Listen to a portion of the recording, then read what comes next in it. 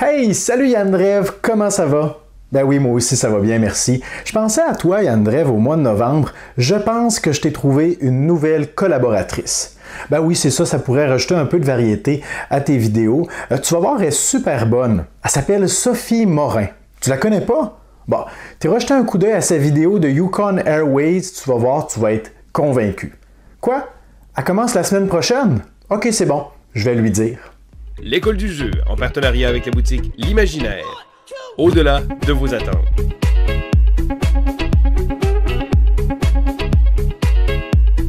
Hey, salut la gang, c'est JP pour l'école du jeu et bienvenue dans ce segment Quoi de neuf JP vidéo qui fait un retour sur le mois de novembre. Et dans cette vidéo, ce que je vous propose, c'est premièrement de faire un petit retour sur les statistiques concernant l'école du jeu et par la suite, je vous partagerai mes différentes expériences ludiques du mois de novembre. Et finalement, on terminera cette vidéo avec des projets super intéressants et excitants à venir. Sachez qu'en tout temps, vous pouvez nous laisser des commentaires sous la vidéo ou utiliser la barre de défilement pour naviguer plus efficacement à travers celle-ci. Concernant le mois de novembre, eh bien, sur la chaîne Vince, Sylvain et moi, nous vous avons proposé 22 nouvelles vidéos variées.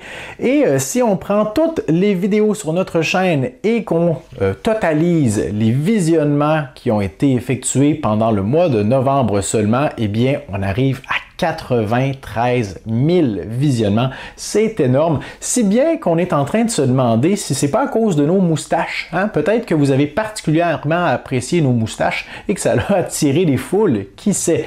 La vidéo la plus visionnée du mois de novembre, eh bien, c'est mon top 5 des jeux qui sont surestimés dans le top 100 de Board Game Geek. Vidéo qui a soulevé un paquet de commentaires, mais principalement constructifs et de réflexion sur les critères pour bâtir un palmarès, un top efficace qui n'est pas biaisé et force est de constater que c'est très difficile, voire même impossible de construire un palmarès qui va plaire à tout le monde et qui va être parfaitement objectif, mais c'est la vidéo qui a totalisé le plus de visionnements avec ses 9000 vues et finalement on veut souligner et souhaiter la bienvenue à nos 343 nouveaux abonnés. Bienvenue dans l'aventure L'école du jeu. J'espère que vous trouverez ce que vous cherchez ici et n'hésitez pas à nous laisser des commentaires pour nous souhaiter ou pour nous dire le bonjour. Il nous fera plaisir de vous répondre personnellement. Au début du mois de novembre, Vince en a profité également pour vous annoncer qu'il était maintenant nouvellement papa. Alors, je profite de l'occasion pour le féliciter personnellement. J'espère que lui, Nancy et Evelyne auront de très beaux moments ensemble tous les trois avec Banane et Winnie, bien évidemment. Côté ludique maintenant, je vous parle de mes expériences de jeu du mois de novembre et j'espère ne pas en oublier. Alors rapidement, j'ai eu l'occasion de jouer à La Clé. Alors La Clé est un livre-jeu dont je vous ai parlé dans mon dernier What's in the Box que j'ai publié, je crois, hier. Alors, dans ce livre-jeu, on a une somme de 75 énigmes qui sont réparties dans chaque double page. Alors, lorsqu'on ouvre le livre, on a deux pages, une de chaque côté, et dans cette double page, il y a une énigme. Par contre, il n'y a pas de consigne claire à savoir quelle est l'énigme et comment la résoudre. Tout ce qu'on sait, c'est qu'il y a une énigme à quelque part.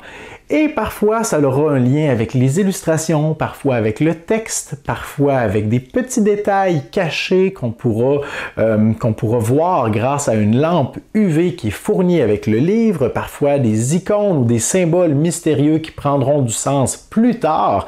Alors, ce n'est pas seulement qu'un livre d'énigmes, car il y a une histoire époustouflante à travers ce livre, un récit narratif. Et tout au long de votre lecture, vous allez accumuler des connaissances en lisant sur cette histoire, mais ces connaissances vont également vous être utiles pour répondre et pour résoudre les énigmes. Mais il y a une tonne de surprises que je ne peux pas vous divulguer. Par contre, vous devez savoir qu'il y a un site officiel, je vais mettre le lien dans la description, il y a même un Discord pour les joueurs du livre, les lecteurs du livre, je ne sais pas si on dit plus lecteurs ou joueurs, rendu là qu'on a un livre-jeu qui peuvent échanger, s'encourager et s'entraider. Alors, vraiment, vraiment intéressant comme projet. Alors, si ça vous intéresse, vous irez jeter un coup d'œil sur le site officiel. Par la suite, ma femme et moi avons eu l'occasion de jouer à Fort ou Fort, si on prend la prononciation française, bien qu'il n'existe pas à ce jour de traduction française officielle du jeu. Un jeu que Sylvain m'avait allègrement vanté et finalement j'ai trouvé ça efficace, j'ai trouvé ça bien, assez sympathique. Quoique pas aussi époustouflant que ce à quoi je m'attendais. Alors c'est un jeu de deck building, d'affrontement, on peut y jouer jusqu'à 4 les uns contre les autres en mode compétitif et on doit construire notre fort. On va aller recruter certains amis qui vont joindre notre gang d'amis et on va essayer de construire un fort en ayant accès à des pizzas, en ayant accès à des jouets, une tour d'observation aussi, différentes stratégies. On peut essayer de construire une espèce de petite machine à points pour générer des ressources, les transformer en avantages ou en points, ou on peut décider d'utiliser nos ressources pour améliorer notre force, ce qui nous donne un paquet de points en fin de partie. On peut se concentrer sur des catégories de cartes également pour augmenter la valeur de notre tour de garde, sur notre tour de garde. Il y a des cartes objectifs également sur lesquelles on peut se concentrer. Donc, il y a plein de petites stratégies, mais j'ai l'impression que la stratégie du fort, de construire notre fort, du moins à 2 joueurs, là, c'est pas mal dur à battre comme stratégie. Ma femme m'a lessivé complètement, mais je dois dire que je dis ça après seulement une partie. Alors si vous avez eu l'occasion de jouer à Fort, laissez-moi vos commentaires sous la vidéo. Il me fera plaisir de lire quelles ont été vos impressions, surtout si vous y avez joué à plus que 2 joueurs. Oh là là, le prochain titre est bien intéressant. C'est un jeu que j'attendais grandement. Il s'agit des Vicomtes du Royaume de l'Ouest. Et que c'est délicieux! J'ai eu l'occasion d'y jouer en solitaire. Je crois que j'ai fait 3 parties. 3 parties, oui, 2 et en plus, celle que j'ai filmée et que j'ai présentée sur la chaîne. Alors, si vous n'avez pas jeté un coup d'œil encore à ça, à ma session de jeu en solitaire, et que vous êtes un joueur solo, et que vous êtes peut-être fan de la série des jeux de Shem Phillips et de S.J. McDonald, de la série des Royaumes de l'Ouest, eh bien, vous pourrez aller jeter un coup d'œil à ça. Sinon, si vous cherchez quelque chose de plus concis, j'ai également proposé une vidéo de ma présentation du jeu. Alors, ce que j'aime beaucoup dans les Vicomtes, dans le mode en solitaire, c'est que ça se gère assez bien, quoiqu'il y a souvent des petits détails faciles à oublier, mais grosso modo, la résolution des cartes se fait de façon fluide, tout est succinct, donc ça se suit. L'aspect de deck building ajoute une tonne de variabilité. Il y a plein de stratégies qu'on peut décider d'emprunter. Vraiment, vraiment génial, le mode solitaire. J'ai hâte d'y jouer à plus de joueurs. Vraiment, là, je pense que les Vicomtes, qui est derrière mon chapeau de Noël, va être un des premiers jeux qui va sortir sur la table dès qu'on aura l'occasion d'y jouer à plusieurs. Récemment, j'ai eu l'occasion avec ma femme de jouer à Deck'tective, le sang de la rose. Il s'agit d'une toute petite boîte que je vous ai également présentée dans mon What's in the Box. Et c'est un jeu qui s'inscrit dans la lancée des jeux un peu de résolution d'énigmes où on a des informations partielles et en cours de partie, on doit essayer de résoudre un meurtre ou une affaire mystérieuse non résolue. Et c'est un jeu pour 2 à 6 joueurs. On a décidé de se lancer dans l'aventure à 2 joueurs, donc ma femme et moi. C'est un jeu coopératif. Et il y a quelques petites choses que j'aime beaucoup dans Deck'tective. Premièrement, c'est que il n'y a aucun livret de règles. On apprend à jouer. Tout simplement, on ouvre la boîte, on a un paquet, et sur le dessus de la première carte, ça nous dit quoi faire. Les peut-être 8 premières cartes nous aide à mettre le jeu en place et à apprendre à jouer. Et les règles sont super simples, c'est très très très bien fait. Même que dès le début de la partie, on se demande, est-ce que c'est tout? C'est juste ça? OK, très bien. Ce que j'aime aussi, c'est qu'on va construire une scène de crime en 3 dimensions en utilisant des cartes et en utilisant même la boîte de jeu. Et ça, c'est dès la mise en place. Donc ça, c'est bien original. On va pouvoir examiner, analyser visuellement la scène de crime, le lieu où on se retrouve. Et ce que j'aime aussi, c'est que à notre tour, on a 2 seules actions possibles. Soit on joue une carte devant tous les joueurs sur la table et tous les joueurs peuvent maintenant discuter de cette carte. Ça fait partie des connaissances générales que tout le monde peut avoir.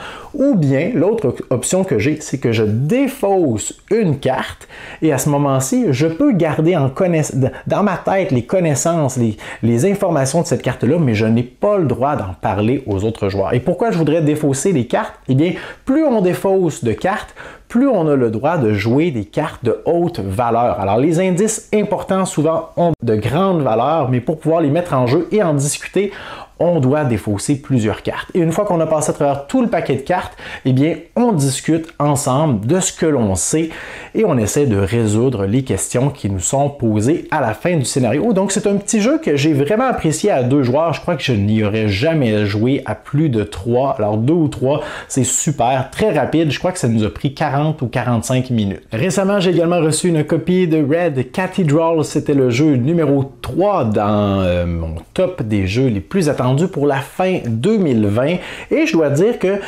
je peux pas dire que je suis déçu. Est-ce que le jeu mérite la position numéro 3 maintenant que j'y ai joué? Ben c'est dur à dire parce que j'ai pas joué nécessairement à tous les jeux de mon top, mais je dois dire que je ne suis pas déçu de ce que le jeu offre. Alors, c'est un jeu qui est tout de même assez simple, facile de se l'approprier, qui a une rejouabilité, en fait une variabilité au terme de la mise en place qui est assez vaste. Alors on a les dés sur la petite rondelle qui peuvent commencer la partie avec différentes valeurs dans différents emplacements, les ressources qui peuvent varier d'emplacement également, les cartes de pouvoir qui peuvent être différentes. On en a, je pense, 4 pour chaque saison et à chaque partie on en met une seule de chaque saison.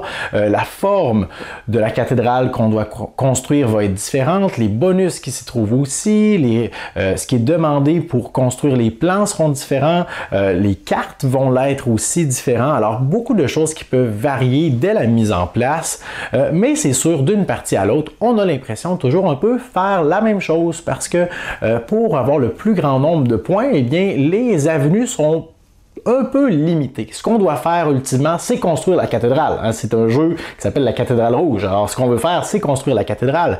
Par contre, le casse-tête, c'est de trouver comment je vais faire pour y arriver plus efficacement que mes adversaires. Parce que tout le monde veut construire la cathédrale. Il y a une question de timing, il y a une question de gestion des ressources, gestion des bonus et des pouvoirs qu'on va pouvoir aller chercher. Quand pour moi est le meilleur moment de l'utiliser, quand pour moi est le meilleur moment de ne rien faire et de laisser mon adversaire prendre un avantage pour que je prévois moi en bénéficier encore plus par la suite. Alors la question de timing et de gestion ici est bien intéressante. J'y ai joué en solitaire contre une espèce d'intelligence artificielle qui nous demande vraiment de prévoir ce que ce joueur automatisé va faire sur le moyen terme. Alors, c'est un bon casse-tête, essayer de prévoir, OK, au prochain tour, il va probablement faire ça, le tour d'après, il va faire ça. Ça veut dire que dans 3 tours, il va être rendu à cette étape-ci. Qu'est-ce que je peux faire, moi, dans les 3 prochains tours pour essayer de l'en empêcher?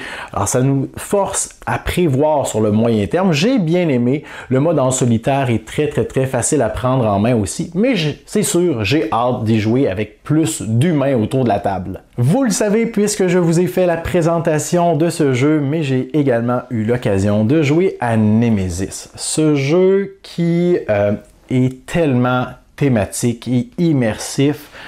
J'ai hâte, mais là vous comprenez pas, je crois. J'ai tellement hâte de m'asseoir devant l'immense plateau sombre de Nemesis avec 2 ou 3 de mes bons amis gamers et de plonger dans cette aventure, parce que c'en est toute une aventure dans ce jeu semi-coopératif où on doit constamment se méfier de ce que les autres peuvent faire autour de nous, mais en plus se méfier du danger qui nous guette sur ce vaisseau. J'ai seulement eu l'occasion d'y jouer en solitaire et pendant que je jouais en solitaire, j'étais déjà un peu anxieux de voir les événements se mettre en place et je ne faisais qu'une seule chose, c'est de m'imaginer à quel point ce jeu-là devait être riche, immersif et engageant à multijoueur. Alors j'ai vraiment hâte de plonger dans ce que le jeu propose et de pouvoir y goûter pleinement. Si vous avez eu l'occasion de jouer à Nemesis en solitaire et en multijoueur, laissez-moi vos commentaires. J'ai bien apprécié le mode en solo, entendons-nous bien, mais j'ai vraiment l'impression que c'est un jeu qui, pour goûter à son plein potentiel, doit être joué à plusieurs. Et finalement, tout dernièrement, j'ai eu l'occasion de jouer à Holmes, Sherlock contre Moriarty. C'est un petit jeu de duel 1 contre 1 où 2 joueurs vont s'affronter. C'est un jeu de placement d'ouvriers. Alors, on va avoir 3 hommes de main qu'on va devoir placer sur différents emplacements sur un plateau central. Au début de la partie, on a seulement 5 emplacements qui sont disponibles et à chaque tour, on va ajouter un nouvel emplacement qui va être généré de façon aléatoire par des cartes. Alors d'une partie à l'autre, les emplacements peuvent être différents et ou peuvent être disponibles à différents moments. Et on va devoir générer des indices, des jetons loupe qui vont nous permettre d'aller récupérer des cartes. Ces cartes, eh bien, c'est notre objectif. On veut avoir, c'est un jeu de placement d'ouvriers et de collection d'ensembles. Alors à la fin de la partie, on veut avoir la majorité pour les différents ensembles qu'on peut récupérer et le joueur avec le plus grand nombre de points remporte la partie. C'est un jeu qui est bien efficace, qui est rapide, qui est assez simple et qui a un mécanisme que j'aime bien, soit celui du bras de fer, où est-ce que, à quel moment est-ce que je laisse tomber la majorité de cette catégorie-là pour essayer de rebondir sur une autre catégorie. J'aime bien ça. Alors, probablement que je vais vous faire la présentation de ce jeu dans les prochains jours. Et finalement, je termine cette vidéo avec quelques projets à venir et je vais essayer de faire ça en rafale. Alors, vous pourrez me relancer sur ces projets dans la section commentaires. Premièrement, c'est certain que je veux vous proposer mon top et probablement que ce sera un top 10 des jeux qui sont, entre guillemets, sous-estimés selon moi, soit des jeux qui sont cotés très bas dans la liste Board Game Geek et que selon moi, si j'avais à les placer dans un palmarès, je les placerais plus haut que l'emplacement où ils se trouvent d'un point de vue personnel, bien évidemment. Alors, probablement que je vais vous proposer ça au courant du mois de décembre. Ma liste est déjà faite. Il ne reste qu'à filmer le tout. On veut également, Sylvain, Vince et moi, vous proposer notre top des suggestions de jeux pour Noël. Alors, on va probablement filmer ça chacun de notre côté et tout mettre ça ensemble. Peut-être même que des petites invités spéciales feront leur apparition dans cette vidéo, alors c'est à surveiller. Et finalement, le dernier projet, mais non le moindre, c'est quelque chose qui nous excite bien parce que c'est un projet qu'on a mis de côté volontairement pendant 5 ans. Pendant 5 ans, on s'est dit « Ah non, pas tout de suite, c'est pas le bon moment. » Peut-être plus tard, peut-être que non, peut-être jamais. Mais là, on pense, Sylvain, Vince et moi, qu'on est rendu là. Alors, je vous annonce qu'on est en préparation d'une campagne Patreon. Et là, je le sais, il y en a qui ont toutes sortes de choses à dire ou qui pensent toutes sortes de choses sur les campagnes Patreon. Et c'est correct, hein? C'est correct. On a le droit de dire ou de penser ce qu'on veut, du moins. Le dire, ben oui, on a le droit, mais d'une certaine façon, au moins. Et ce qu'on veut, c'est être honnête et transparent avec vous. Bon, je ne vais pas là tout vous étaler ce qu'on a prévu de faire ou proposer avec cette campagne. Je vais probablement proposer une vidéo qui sera dédiée à ça en temps et lieu. Mais en fait, l'objectif, c'est qu'on veut que les gens puissent nous encourager. Et là, comprenez bien, on est convaincu que tout le monde qui nous suit là, nous encourage déjà. Il y en a qui le font avec des pouces vers le haut, il y en a qui le font juste en écoutant nos vidéos, il y en a qui nous laissent des commentaires, il y en a qui partagent nos vidéos, il y en a qui nous réfèrent, il y en a qui vont acheter à l'Imaginaire, notre boutique partenaire, pour nous soutenir ou nous encourager. Et tout ça, là, c'est merveilleux. Croyez-moi, si ça continue avec juste ça, on serait tellement satisfait et content. Mais il y en a en plus qui nous ont dit, vous devriez commencer une campagne Patreon parce que moi, j'aimerais vous soutenir financièrement.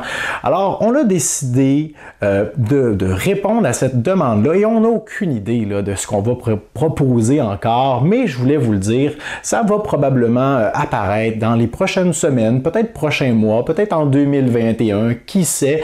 Et entre-temps, je vais probablement revenir pour faire une vidéo qui va vous exposer le projet et sentez-vous bien là, de faire ce que vous voulez. Vous nous soutenez déjà avec l'attention et l'amour que vous nous donnez depuis 5 ans et ça n'a aucun prix et on veut vous dire merci. Alors voilà pour ce qui était de ce Quoi de neuf, j'espère que vous avez apprécié. N'hésitez pas à nous laisser des commentaires sur tout ce que j'ai parlé au courant des dernières minutes et laissez-nous un pouce vers le haut si vous avez bien apprécié le contenu de cette vidéo. Considérez vous abonner à notre chaîne si ce n'est pas déjà fait et moi je vous dis merci pour votre écoute, à la prochaine.